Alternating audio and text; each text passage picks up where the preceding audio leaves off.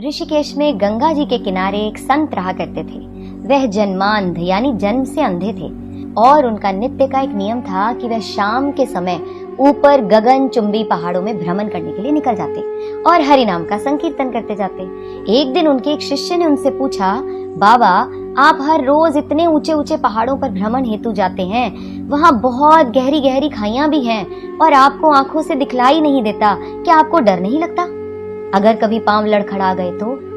बाबा ने कुछ नहीं कहा और शिष्य को कहा कि शाम को तुम मेरे साथ चलना।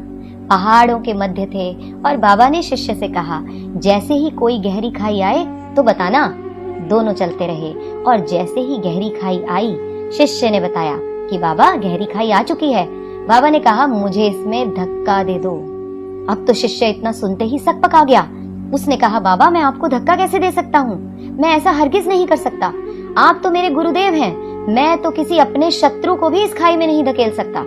बाबा ने फिर कहा, मैं कहता हूँ कि मुझे इस खाई में धक्का दे दो, यह मेरी आज्ञा है और मेरी आज्ञा की अवहेलना करोगे तो नर्कगामी होगे।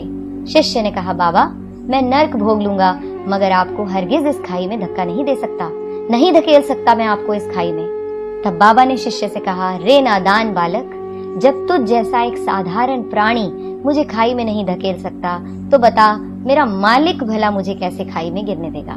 उसे तो सिर्फ गिरे हुओं को उबारना आता है, गिरे हुओं को उठाना आता है, वह कभी भी किसी को गिरने नहीं देता। जब जब आपके मन में ये बात उठे कि परमात्मा ने क्या मेरे लिए कुछ सोच भी रखा है कि नहीं, क्या वो मुझे जीवन भर ये कष्ट ही देते रहेंगे, ये मुश्किलें ही देते रहेंगे, क्या परमात्मा मेरी तरफ देख भी रहा है या नहीं, तब उस पल अपने आप से कहें, वह पल पल हमारे साथ है, बस हमें विश्वास रखना होगा उस पर। मेरी हैसियत से ज्यादा मेरी थाली में तूने परोसा है, तो लाख मुश्किलें भी दे दे मालिक, मुझे तुझ पर भरोसा है। अब इंसान है, कभी कभी तो यह विश्वास भी डोल जाता है। जैसे ही डोलने लगे याद करें यह मेरी स्टोरी और हाथ जोड़कर उस परमात्मा को शुक्रिया करें हर पल हर क्षण।